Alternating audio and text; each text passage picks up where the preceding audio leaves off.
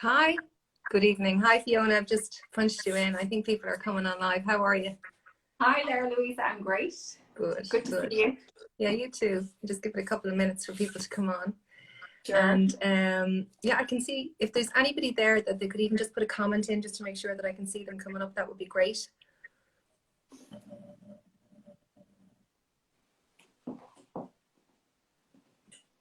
I can't see any comments. Maybe if I just put in a comment myself, just in case we have any questions. Oh, there, we've got one from Maggie and me. That's brilliant. Okay, hi. Hey, And Ulrika's on as well. That's great. Okay. So it's great. Everyone's coming on. So how are you doing? I'm good. I'm really excited. Yeah. Yeah. Looking forward to it too. Yeah. It's a first time to do this, so a bit nervous. Yeah. So, no, well, it's my first time to do a live as well, so I think we're all we'll all learn from it, and I'm excited as well. So we'll get started. So tonight is all about how we can look and feel our best during lockdown number 2. And so we're going to be talking about food, lifestyle and fashion. And obviously, Fiona, you can talk a little bit about what you do in a minute and introduce yourself.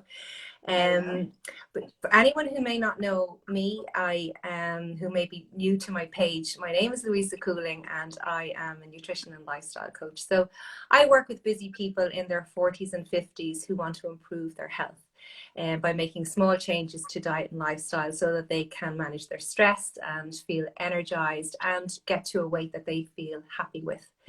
And I do that by, I suppose, looking across the 4 pillars of health. So nutrition, exercise, sleep and stress management. And a really big part of stress management is the area of self-care. And self-care covers, I suppose, a myriad of things, everything from, walking in nature to practicing gratitude, to journaling, to looking after ourselves. And I think a very big part of that is how we look and how we dress.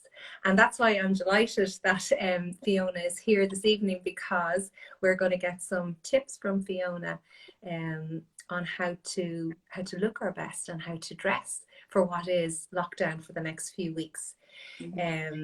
So thank you, Fiona, for joining us. Thank you for asking me, Louisa. Yeah. I'm very excited. So for those of you that don't know me, my background is I have over 20 years experience working in retail. Now it isn't fashion, it used to be, or it's jewelry.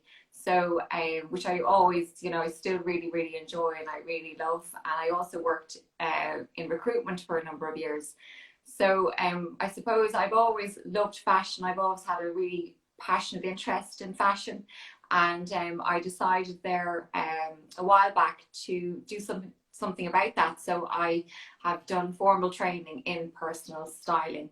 And the area that I like to look at really would be women over a certain age. So it's usually women that are maybe in their late 30s, early 40s, and so on. Because I find that a lot of women feel that their body shape has changed, especially after they've had children, especially as they get a little bit older, say 40 plus, 45 plus. So it's a really interesting area. So my job really is to try and help them look and feel their very best. Yeah. And it's so important. I absolutely love it. I'm really excited. Yeah. And I think now at the moment, what's going on, obviously we're at home an awful lot more. Our only outings are probably to the shops or to the school. And a lot of us maybe are working from home. We want to feel comfortable. But at the same time, we still want to feel good. When we look in the mirror, it's nice to kind of appreciate what looks back at us. So it would be great. Yeah, it would be great if you could maybe give us some tips as to how we can, achieve that comfort, but at the same time look good over the next few weeks. Yeah, I mean, the thing about it is how we look and how we see ourselves and how we dress. It really does affect our emotional well-being, and I feel that during COVID, we're not really going into our wardrobe and picking out the really nice clothes. I mean, we're probably only wearing about 10 to 20% of the clothes that we actually have in the wardrobe, and they tend to be the same clothes all the time. So, you know, the leisure wear, which I understand is very practical, and we do need some leisure wear, but I think if you're wearing the same kind of clothes, like the leggings and, you know, the black leggings and the leisure wear every single day, I just don't think it does your well-being any good. I think it eventually gets you down. So what I would like to do is I'd like people to look at their wardrobe with fresh eyes, especially during COVID. And I know we don't have anywhere to go except at the supermarket, or we might be lucky enough to meet a friend for coffee. But I think it's so important to go into our wardrobes and find all those lovely pieces that we enjoy wearing, that make us feel good, that give us a pep in our step. So, you know, my advice to people really would be go into your wardrobe, and it's a great time to declutter your wardrobe at the moment. Because what happens sometimes is that people go into their wardrobe, and because it's so chaotic in there, that it creates a bit of stress for them. So my first thing for people would be declutter what you have. Go into your wardrobe and take out every single piece of clothing in there and put it on the bed. So you can really see what you have, what you like, what you don't like, what fits you, you know, what's comfortable. Especially nowadays, you want to look good, but you want to be comfortable as well. So, you know, I think decluttering is something that I would encourage everybody to do. I love the sound of that, Fiona, because I'm just thinking myself, you know, so many of us, we open the wardrobe and it's chaos. And I think that immediately, it's just like, oh, I've so much in there, but what am I going to wear? And the stress levels start to kind of go up. So some tips on how to declutter would be absolutely fantastic. So when you're stressed and you have nothing to wear, you end up just putting on, you know, kind of, you don't really think about it, you just whatever's handy. You know, you don't really put much thought into it. So if we're decluttering your wardrobe, it's quite simple. Take all your clothes out, lay them on the bed. You have your 3 piles. You have the pile you want to keep, you have your pile that you want to donate to charity, and then you have your pile that you should get rid of. My belief is don't have anything hanging up in your wardrobe that doesn't fit you. So I would say it's like having a mean girl in your wardrobe when you see those pair of jeans that don't fit you anymore, and they're just there looking at you, mocking you, making you feel bad. So get rid of everything in your wardrobe that doesn't fit you at the moment. So I'm not saying that they're not going to fit you, you know, in 6 months' time, but for right now, there's no point in looking at them staring back at you. So just put them out of sight, because they'll only make you feel bad. So that's really important. Make sure you structure your clothes properly. So first of all, try on all the clothes that you like, make sure they fit you, make sure they're comfortable, and make sure you feel good in them. It's really, really important. You even get a friend that you could really trust and that would be really honest with you. So when you try something on, they're there and they're able to say to you, you know what, Fiona, that looks awful on you. You know, you need somebody like that who's going to be really upfront and really honest. And probably things like the right underwear when you're trying clothes on. That's key. Actually, Louisa, that's one of the key points. You know, you really need to have the right underwear in order for your clothes to look their very, very best. You know, that's a really, really key point. You know, so any of the brands, you know, Spanx, any of those brands are fantastic.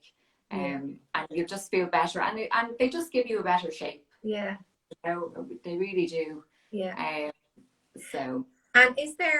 are there certain things, you know, that when we talk about the capsule wardrobe, for example, you know, but we're in different times at the moment, but are there certain items of clothing that are really useful, that can adapt, that they're kind of comfy, but that they can look good?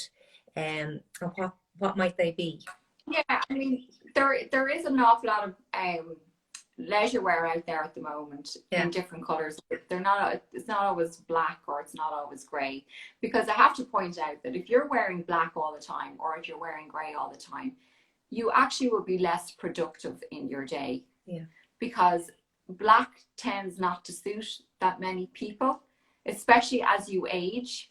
And you know, colors give you energy. You know, if you put on something bright and colorful, it actually will energize you. Yeah. You will be more productive during the day. Yeah. So, but yes, getting back to your point, there are outfits out there, you know, that you could wear that look glamorous and that are functional and practical.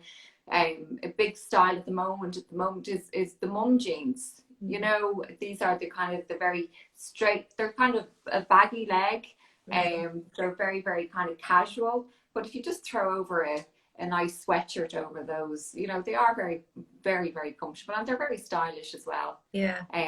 Some of the leisure wear that you can get at the moment, again, they come in beautiful different colors. And a lot of the kind of leisure wear at the moment, they'd have like sequins up the sides, so they look fantastic. So they just add that extra little bit of glamour. Yeah. You know, and you can see an awful lot of shops that have taken that on board at the moment. Yeah. They've started to kind of jizz up their tracksuits, if you like. Yeah. So they don't just feel like a regular kind of tracksuit. They're a little bit more glamorous. Yeah. I love that idea actually of the mum jeans. You know, the ones that come up, and I think even the leisure wear, we can kind of start to see that supporting panel, you know, around the tummy area, which I think a lot of women of a particular age, that can be the problem area. So it's great to see that in the jeans and the leggings. Yeah, and I would find that, like, a lot of the clients that I deal with, Louisa, you know, they are of a certain age, and they would be self-conscious about their tummy area. So knowing your body shape, you know, and if you know your body shape, you can really dress very, very well. You know, there's usually about 4 different kinds of body shapes, you know, so if you get to know your body shape, you can just pick out the right style of clothes that suit your body shape. And you know, a lot of women, and I wanted to ask you this question, at a certain age in life, women tend to be a little bit more self-conscious. And is it something, as you get older, that you automatically do put on more weight? You know, is that something, you know? Yeah, I suppose weight gain can happen as we age. It's not inevitable, and it doesn't happen to everybody, and there's lots of reasons. It can be in genetics. It can be, obviously, you know, when we turn into our 40s and 50s, we have a lot of shifts in our hormonals, our estrogen, progesterone, and that can cause weight gain. However, you know, there are lots of things that we can do from a diet and lifestyle perspective that will support weight management, you know, into our 40s and into our 50s. And I think what happens as you know, as we age, and you know, as we age, but in general, if we look at our diet, sometimes there's just way too much sugar in it. And sugar, unfortunately, if we don't burn it off, will just turn into fat. And unfortunately, that fat generally is stored around the middle, around the belly area, so that the body can have quick access to it if it needs it. But the problem is we're not probably burning off that energy like we should do, and it tends to congregate there. So again, a diet that has too much carbohydrate, too many starchy carbohydrates, over time, our body's ability to react to it, you know, the activity of insulin in our body, that can become less sensitive. And so we're not as efficient, you know, as we were years ago. Excuse me. So lots of things that we can do. Particularly what I find is that if we have poor ability to manage our blood sugars, that can lead to things like low energy and low mood and poor sleep and weight gain. And I think we kind of, you know, it's hard to identify when our blood sugars are balanced. Well, everything feels fine. It's when our blood sugars are imbalanced, when we're on that roller coaster, you know, where we have peaks and troughs in blood sugars. It's when we're at a low, when our blood sugars are crashed, and that's when we find that we have poor energy. And then we'll tend to reach for the sugary foods or the starchy foods that will give us that pick-me-up. But sure enough, it will give us a pick-me-up for 10 or 15 minutes or an hour perhaps, but shortly after that we'll hit a crash again. So we're on that roller coaster. So the idea would be that we, balance out our blood sugars through our food choices. We try and cut back on the sugar. We ensure that we get an adequate amount of protein with our meals. So that's one thing I would say to people. If they were to make one change tomorrow, it might be to look at their breakfast. It's really important that you start the day off with a breakfast that's rich in protein. So egg-based breakfast, omelets or frittatas, or porridge with some yogurt and berries. Whereas if you're going for your coffee and your toast and your jam, it's really just a carb fest. And what's going to happen is you're going to spike your blood sugars. You're going to probably have a slump mid-morning. And then, you reach for coffee and a couple of biscuits to keep you going to lunchtime. Again, you might have a sandwich and, a fizzy drink or whatever it might be. You get into the afternoon, you have that awful afternoon energy slump. You're reaching again for more stimulants and so on. The idea is if you can get your breakfast right and you get enough protein, that will get you through to lunchtime and hopefully help you make better choices. So that would be very important. And what I find is, sorry, Lisa, the fact that it's winter time now and it's darker outside earlier, that I am reaching for those like carbohydrates, the kind of the kind of comfort food, if you like. So can you give me a couple of different examples of maybe a lower sugar food, that won't cause those the sugar rush, if you like.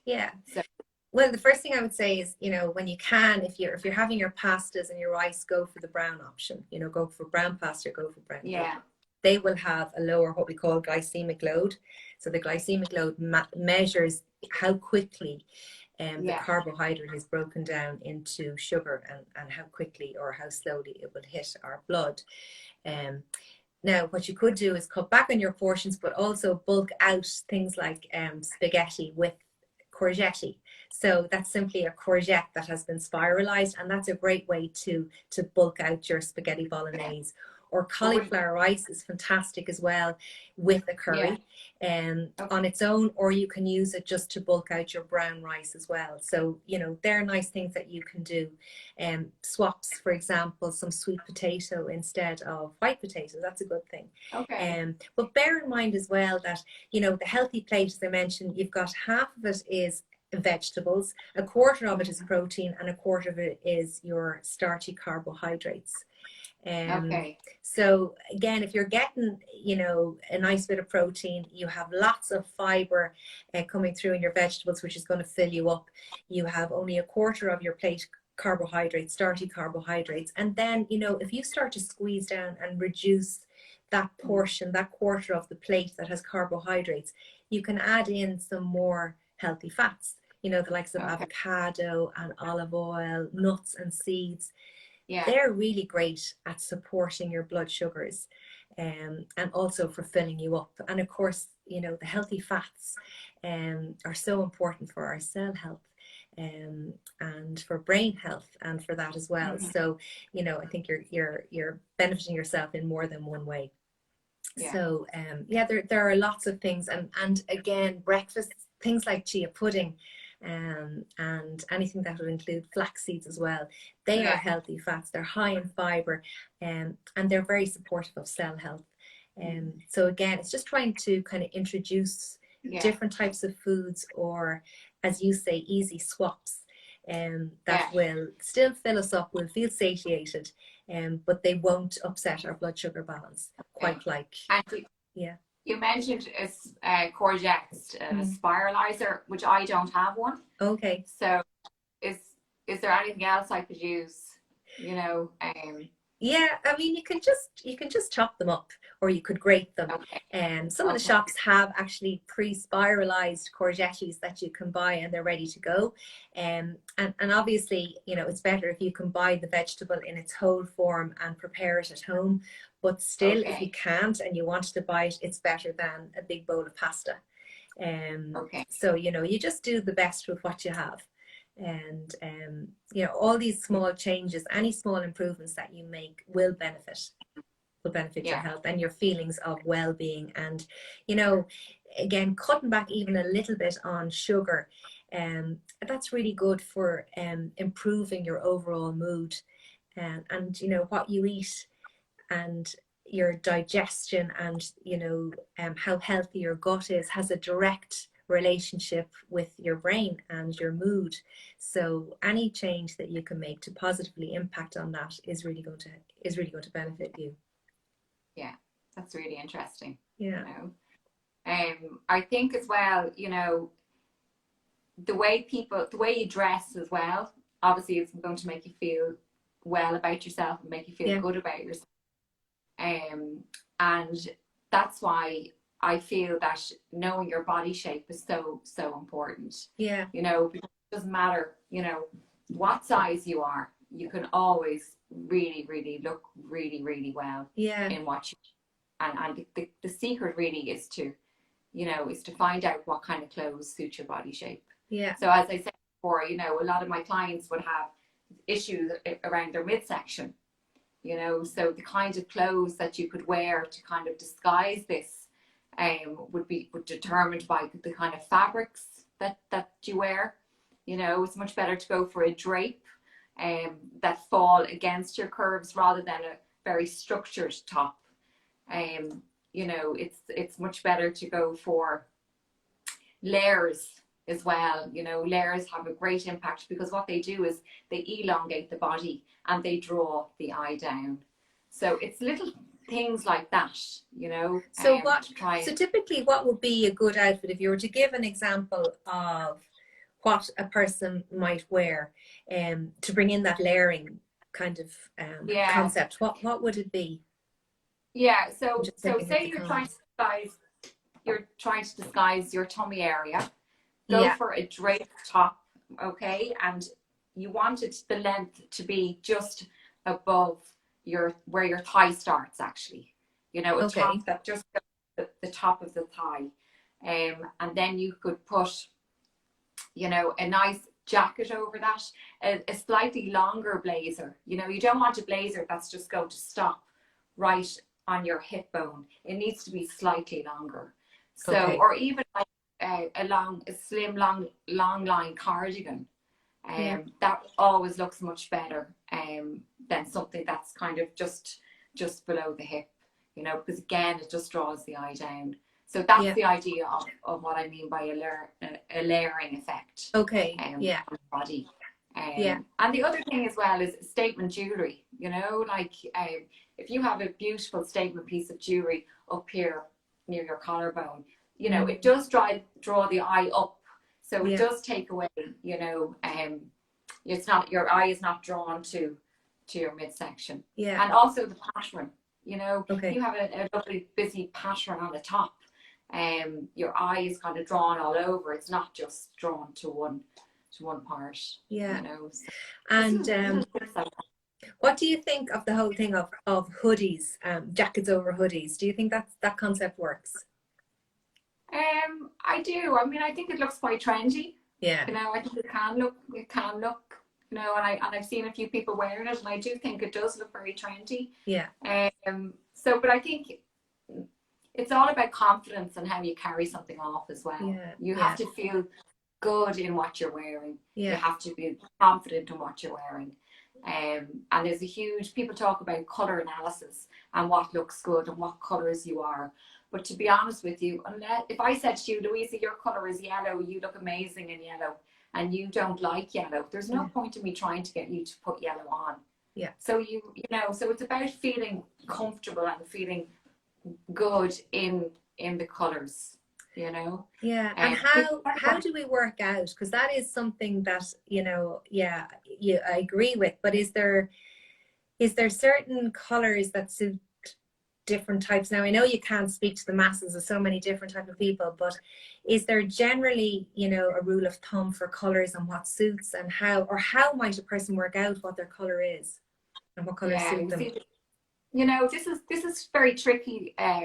This is a tricky area, and it's quite it's quite, I suppose, debatable, you know, because you hear people getting their colors done and then 9 months later they go and they get it done again and it's completely different to the first set of colors that they get, you know. And I think everybody can wear pretty much every color, but it's the tone of color. Yeah. So I can wear a very bright red, but your red that you could wear might be a little bit more muted.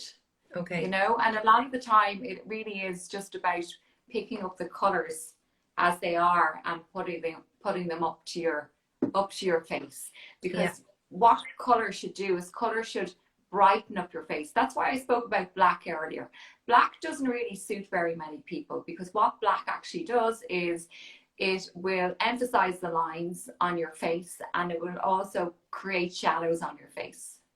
So that's why they say black can be quite harsh. Okay. And sometimes when you put black on and you look at yourself in the mirror, you do kind of feel a little bit, ugh, you know. So if you change that black even to a shade of navy, you know, there will be actually quite a difference to actually how it looks. Yeah. You know, up against your face, up against your skin. Yeah. So if you wear the right colors, it makes you look younger. It gives a glow to your face, and your eyes look brighter. So, but it's like you said, it's trying to find the colors that suit you. Yeah. But my rule of thumb is pretty much every color suits people. It's just all about the tone. Okay. It's the intention of the color. Yeah. And that's what you have to watch out for. Yeah. And I think you tend to know that when you try on something, I think that initial, when you look at it, I think you know whether it suits you or not.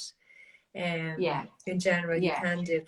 Yeah. Fiona, you mentioned the because body. What people will say is, people will automatically say, you look fabulous. Yeah. You know, rather than them saying, you know, the color of your dress is gorgeous. Yeah. Do you know what I mean? It's you looking brilliant in that color. Yeah. That the dress isn't kind of overtaking you. Yeah, sure. Does that make sense? It does make sense. And I do agree. I think getting the right color really lifts your energy. And I think that's so important in terms of, you know, when your energy is up, no matter what you're doing, whatever you want to tackle, whatever goal, whether it's a work goal or a health goal, if your energy is up, I think everything is just so much easier. Your mood is better. You're more inclined to take things on. So absolutely, if you have a color that lifts you and you feel good about it, just everything seems more doable. So it is really important that you kind of, you wear the right clothes and you feel good about it.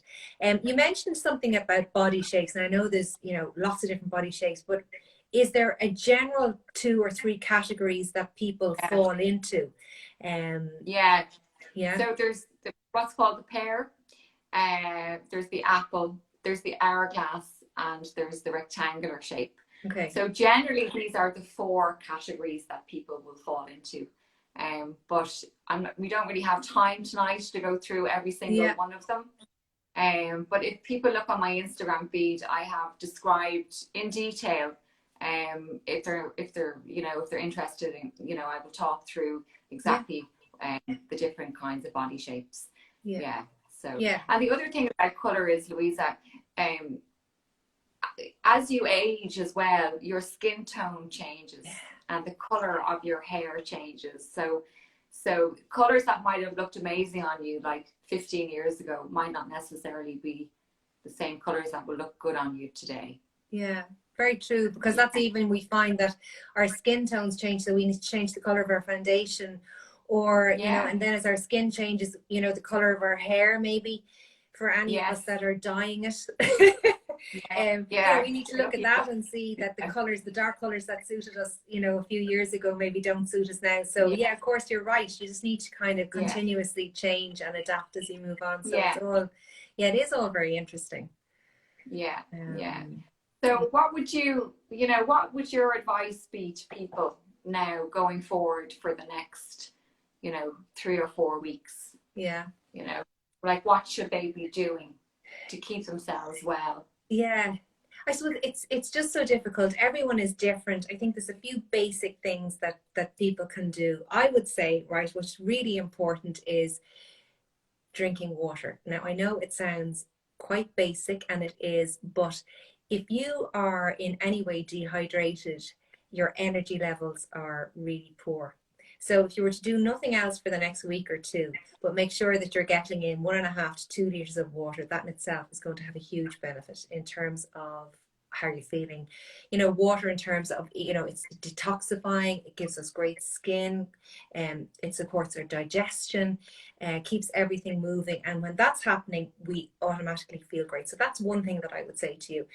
I'd also say, where at all possible, just increase your intake of fruit and vegetables, because they're so important in terms of minerals and vitamins, and fiber.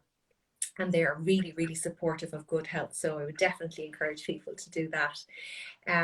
In terms then, I mean, that's under the nutrition pillar, though I spoke about having the 4 pillars at the beginning. So in terms of food, that's one thing that we could do. And obviously, as I said, ensuring that you're getting enough protein with all your meals and your snacks.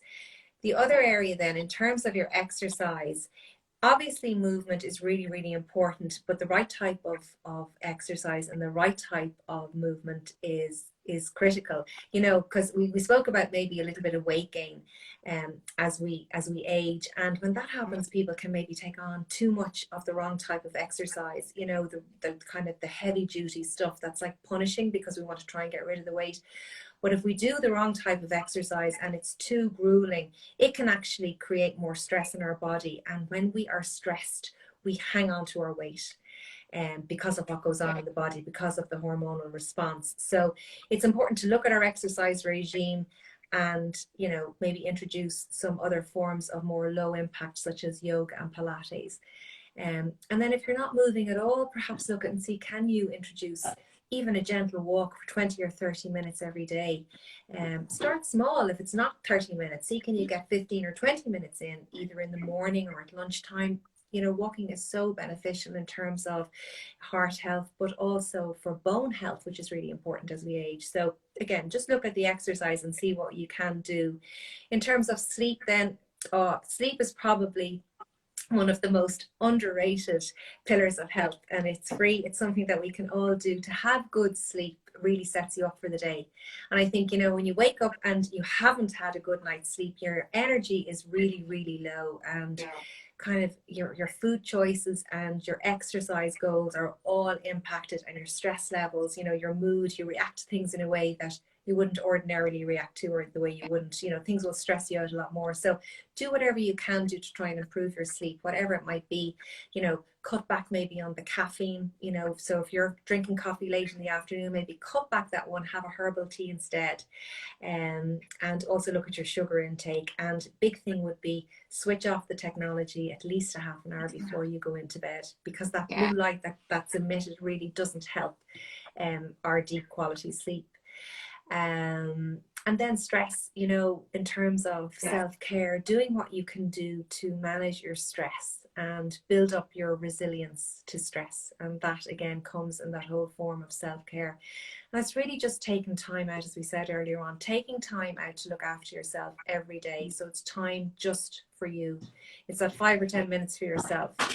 And I mean, I think meditation, using one of the guided meditation apps that are out there, I think they're fantastic. Just to take those few minutes, or even just slow breathing for 1 minute. Just pause what you're doing during the day and just breathe.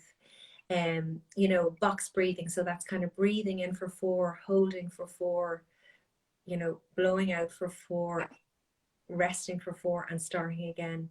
That in itself will switch on the rest and digest nervous system, which calms everything down, and it's so good for us. So it's just picking maybe 1 or 2 small things that you can do, identifying what's important to you, because I think we all know from a health perspective what we need to do. Write that down and sort of say, well, what can I do to actually achieve that? What will I do, or what can I do tomorrow to start me on my journey? And it's really, and I say this to everybody, it's about small changes that you can, build into your life that are sustainable, and they become our new habits, they become our new way of life before we even know it.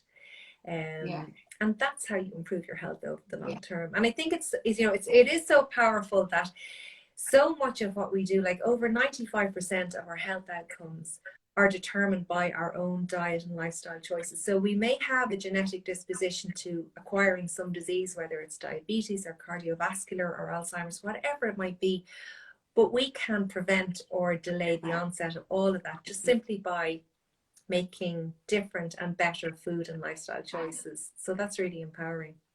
Yeah, absolutely. Yeah, it is. And I would say that, you know, if anybody in hearing anything this evening, if they'd like to talk to me a little bit further, I have complimentary consultations for 30 minutes that are, I've opened up some slots throughout the month of November, and the link to book into those consultations is in my bio. So please, I'd encourage anyone, if you'd like to chat a little further, to go ahead and do that. I would love to do, you know, to talk to anybody who wants to explore it a little bit further. Yeah. Yeah. And I'm the same. If anybody needs any style advice, or, you know, finding their body shapes and what suits them, or even when it comes to decluttering their wardrobe and getting their organization of their clothes, and I will be very, I'm very good at telling somebody exactly what looks good and what doesn't. Yeah. So, and do you do all that by Zoom, Fiona? Is it? Yeah, at the moment it's all by Zoom. Yeah, and it actually works really well. So you'd be surprised, you know. So it does tend to work very well at the moment. So, but until the restrictions are lifted, that's the way it has to be. Yeah. Okay. So I don't know if there's any questions. I can kind of see comments and different things. Now I think we have really helpful tips. Thanks, ladies. Great advice. Can you see the comments as well? What's the daily, oh, there's one there, Nessa. What is the daily allowance of sugar per day? Yeah, so that's a great question. Ideally, we should be, for women, 24 grams of sugar. So each spoon of sugar is just about 4.5 grams. So about 6 grams of added sugar is what's recommended. And, you know, all you have to do is just look at the labels and turn them around and have a look and see. Per 100 gram, it'll generally tell you carbohydrates, of which sugars are, you know, 5 grams, 6 grams, 7 grams. So if it's giving you the per 100 gram, you know, how much sugar is in per 100 grams, then you just work out, if you're having 100 grams of that food, or if you're having 200 grams of that food, what does that equate to? So, you know, very quickly you'll find that you'll be up to 24 grams. But yeah, and there's lots of hidden sugars as well, and things like tomato ketchup, and all the processed foods, you know, can really drive that up. Yeah, but if you are, pardon? I said rice cakes. I couldn't believe that. Yeah, when you said about rice cakes, because I thought they were healthy. Yeah, no, rice cakes, again, if you look at the back of the packet, it's not that they have a huge amount of sugar, but again, I mentioned briefly the glycemic load. So how quickly will a food be broken down into glucose and hit and spike your blood sugars? And rice cakes, because they've nothing else in them apart from the rice, there's absolutely no minerals, no nutrients, there's nothing in it. The minute you eat them, they are broken down so quickly, they will spike your blood sugars unbelievably.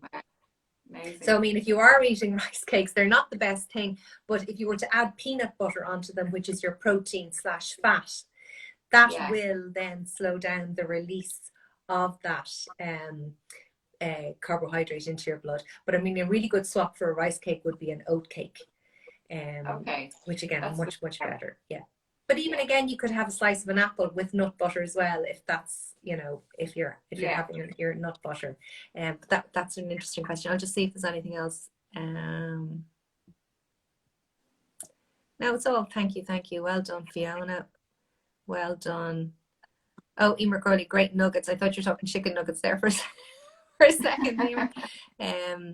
Fantastic. I think that's it. Great, thanks. Corn cakes. Oh, yeah, I've got another thing. Yeah, corn cakes are pretty much the same as rice cakes. They might be a step up, but they're still really not much better. Or make your own seed crackers. Yes, Elaine, I forgot to say that. Excellent, actually. And I love that. Anyone that follows me, I make the seeded crackers from flax seeds. And again, like we mentioned, flax seeds are so good. Particularly, flax seeds contain phytoestrogens, and phytoestrogens are these naturally occurring plant chemicals, and they are they kind of mimic estrogens, and obviously our estrogen levels will drop as we age. So to have something like flax seeds again with this phytoestrogen in them, that's very supportive of hormonal health.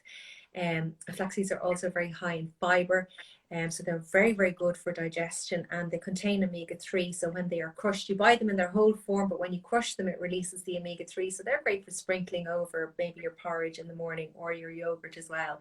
But I would say to everybody to include flax seeds as part of their daily diet. They're great food to include. And what else? Sleep. How much sleep? So yeah, sleep is really important. Again, how much sleep, everyone varies. I suppose the research would suggest that you want to be getting a minimum of 7 hours, but everyone is different. And I think how you judge your sleep is how you wake up in the morning, and you should feel refreshed. You know, you should feel refreshed. Yeah. Within 20 minutes, you should be up and at it and buzzing. And also another way to think of it is, do you wake up in the morning without an alarm clock? You know, within 15 or 20 minutes of your alarm been set. So if you want to be up at 7 o'clock every morning and you set your alarm clock for that, do you generally wake up maybe at 10 to or 5 to 7? That's a good sign that you're getting enough sleep. And the other thing I would say is, how long does it take you to fall asleep? From when you are in the bed and you switch off the light, what's the time elapsed from that until you actually are in the land of Nod? And that shouldn't be any longer than 20 minutes. And if it is, you're having difficulty falling asleep, it's probably because your mind is really, really busy. And while your body is tired, the mind is racing because of everything that's going on. And that's where, again, practicing a little bit of meditation is fantastic. And I use the Calm app myself to help me in that regard, just to wind down the mind, which I find is really good. Not great at having lunch. Any quick healthy ideas? Yeah, so again, if you're just thinking of the healthy option, again, you can have your chicken, which is your protein, and then fill it up with a big salad, and lots of vegetables, and avocados to add to it are great as well, or a nice soup, you know, creamy soups. Again, your vegetables, it will increase your vegetable intake. And you might add a little bit of coconut cream as well, which will give you the healthy fats, and that's going to fill you up. What else might you have? You could have lovely things like, you know, fish, some kind of, don't know whether you're into anything like oily fish, you know, some salmon, some sardines, some herrings. They're really good as well. They're not for everybody, but I mentioned omega-3s and how important they are for cell health. And if you can get your omega-3 directly from oily fish, the form that it comes in, the EPA and the DHA, that form of omega-3 is so good for us. And even though nuts and seeds will have an omega-3, they have to go through a particular conversion process in our body to get it to the DHA and the EPA. So, but if you can get that directly, which you can from fish, that's even better. So if you like fish, again, having something like that at lunchtime is particularly good as well. But sometimes I find as well, if you are doing a dinner from the night before, if you make extra, then it's nice that you can have that for a light lunch the next day as well, you know, so that you, whatever you're making, you can heat it up and add some more veg and add a bit of salad to it. That's a nice option as well. So I don't know if that helps you. Fiona, find it really hard to buy nice jeans. Any tips? Yes, go for cotton. 100% cotton. You know, a lot of the really good quality jeans, because they have more stretch in them. Yeah. Ones that have a bootleg, a small bootleg, are extremely flattering on pretty much everybody, because what that does is it elongates the leg, and it has a very nice slimming effect on it. And I love the high-rise jeans. You know, the ones that come up over the belly. I think they look absolutely amazing. But sometimes it can be just, you know, you try to go in and just try on all the different styles. But if you haven't tried the bootleg, you know, before, I would seriously recommend that you try them on, and obviously ones that have a high rise as well. Yeah. And the ones that are 100% cotton. And is there any shop that might be good for online purchases that are good for jeans, you know, at the moment that you're aware of? Well, I suppose the more expensive brands are probably the better jeans to go for, because the fabric is you know, there's more elasticity in them, and they've more support. So some of your local boutiques probably, you know, stock expensive brands, like your, you know, your Salsas. There's another really nice brand. They're called Push Up Jeans. Yeah. They actually have inbuilt technology that push up your bum. But Kardashian, obviously, Kardashian bums, yeah. no, not quite like that now. Wouldn't want one of them. But if you go to any of the, I suppose, bigger outlets like the Arnott's or BT's, you know, even I think Avoca, they have nice ranges of jeans. So I wouldn't be shy about spending a little bit more on a really good pair of quality jeans. Yeah, okay. You know, that's great. Yeah. Yeah. That's helpful. And there's another question here for you, Fiona. How do you look okay around the house in lockdown? I really don't want to dress in jeans, but I would like to look like not in pajamas. Any tips? Yeah, you see, this is the whole thing, you know. I don't think we should be saving our clothes for when lockdown is over. You know, if you love a particular outfit in your wardrobe and it makes you feel good and you've always liked it, what's stopping you going into your wardrobe and putting that on and wearing it around the house? Do it for yourself. Don't feel you have to do it for other people to look and feel good. You know, because we don't have those occasions anymore where we're dressing up because we're meeting other people. Do it for yourself, and I guarantee you will feel $1 million when you literally put on an outfit that you really enjoy wearing, and it makes you feel really, really good. Especially nowadays. Yeah. And did you mention as well earlier when we were having a chat, which I loved, again, because I am more of a jeans and a casual type person, but you mentioned these kind of joggers, you know, those kind of trousers, they have elastic at the waist, but you can really kind of jazz them up. Yeah, the joggers are really nice. You know, any of the high streets, they're all selling them at the moment. Zara, Massimo Dutti, you know, all the H&M, they're all selling them at the moment. And basically, as I said, they're like a tracksuit bottom, but they have a little bit of a sequence going down the side. They have a little bit of an edge to them. They're really very glamorous. Yeah. So they do look gorgeous, and 9 times out of 10, there's a nice sweatshirt that goes with them. Yeah. You know, I like the sound. I like the sound of those. Yeah, no, they're lovely. Yeah. They're lovely. Yeah. Okay, so Fiona, we're kind of we're 50 minutes. So I don't think there's any more questions. I hope I certainly got a lot out of it, Fiona. Thank you for all those tips. I found it so interesting, and I hope the people that joined us tonight got something from it as well. Yeah, and thank you to all those people that did join. So thank you to all those people that did join. Yeah, no, that was, and for all the comments. Yeah. It's great. Yeah, I love the interaction.